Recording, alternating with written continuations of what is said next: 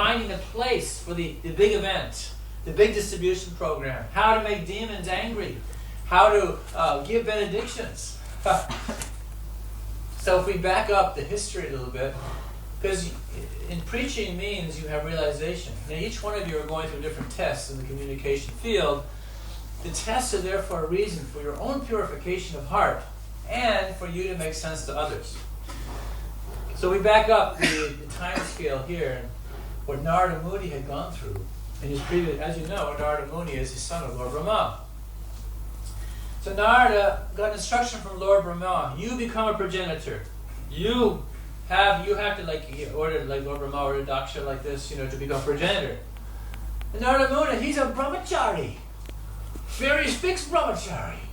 So he's going to Lord Brahma. Hey, Dusto! Oh, evil-minded one! How can you tell me to get married? I am a brahmachari. No, I'm not like that, but the mood's there. Who do you think you are? You're such a Lord Brahma, he engaged in the capacity of creation. So he's so absorbed in creating capacity that, he's ordered his son, hey, you know. And, of course, this is all these pastimes happened by the arrangement of the Lord. So then, Lord Brahma, because he has a temper, you're not disobeying my order, I'm your father, you are my son. Oh, brahmachari, smarmachari. You become the grihasta. You become a progenitor. I want children. Because it's his service. The father's service is creation. And Narada Muni says, hey, Dad, flag this. No, I need it. Forget it. No way. So then Lord Brahma gets very angry. Okay, little guy.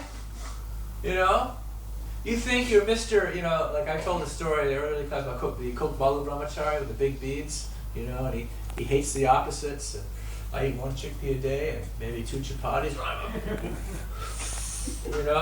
Heavy duty. I always like to, when I pick up the Kokbalu Brahmacharis, Kokbalu is Bengali for good, the best, right? Best, good quality, the best. A little bit of pride was there. So Lord Brahma is going, okay. So I curse you to have 50 wives. Of course, this is all Leela. Narada Muni was cursed to have 50 wives. And what happened was, of course, before, actually, it's cursing and counter-cursing going on. Before, Narada Muni jumped into the curse, to fulfill the curse there, he cursed Lord Brahma. Well, you're so passionate, you become so bewildered all the time in your pastimes, that I curse you never to be worshipped in your personal, you'll never be worshipped in a temple. And you see there's no temples of Lord Brahma. The Lord temples of Lord Shiva. But I curse you! Because you're spaced out, big creator. You know how kids are.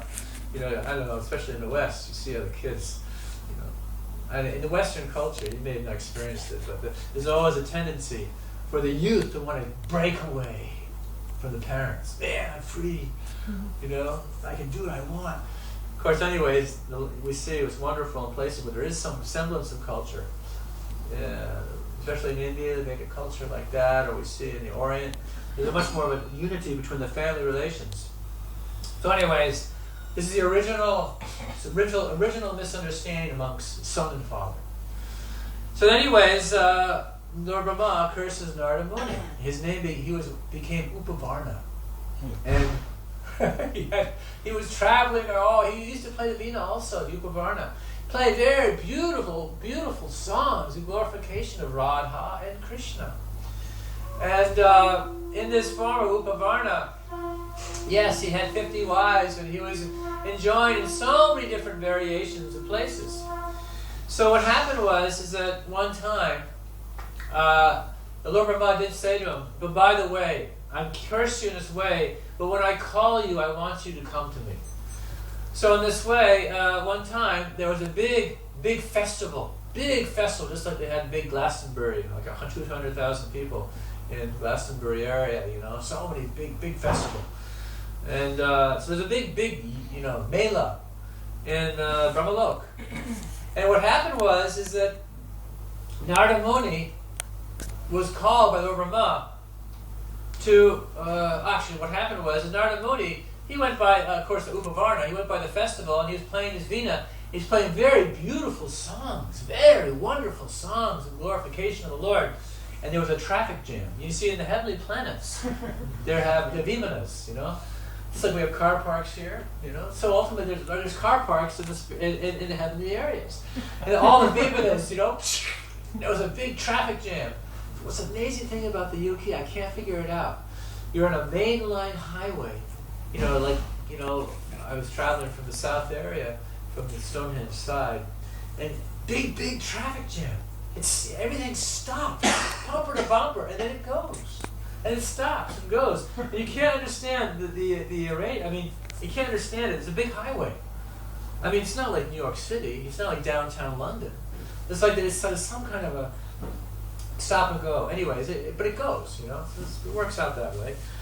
So there was a big traffic jam in the heavenly planets. What to do? And it caught all the vimanas were, you know, conflicting with each other. It was a big problem.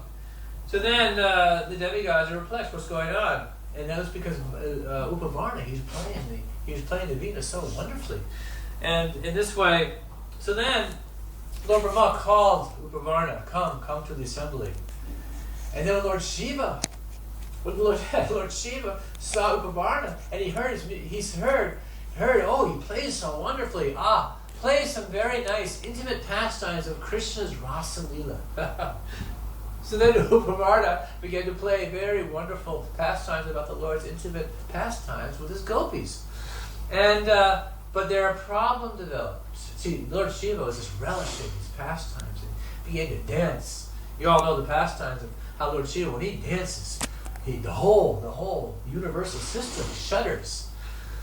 What happened was, as Upavarna began to play very beautiful pastimes of the Lord, then he began to think about his wives during these pastimes.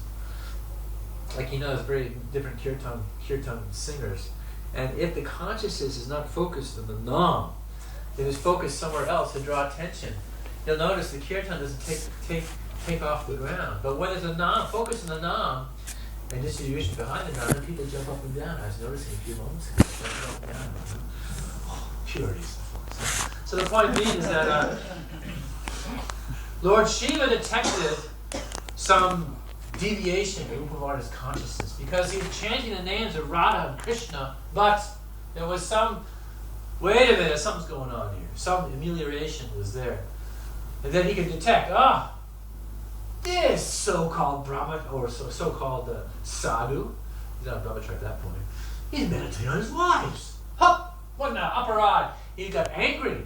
And the Lord Shiva, he has capacity for great anger of destruction. That he's about to take Upavarna out. The Lord Brahma said, okay, wait, I gotta explain. Back, the party got too out of hand, you know. Lord Shiva was about to kill him, you know. So the party got too out of hand, and the Lord Brahma, wait, I gotta step in now.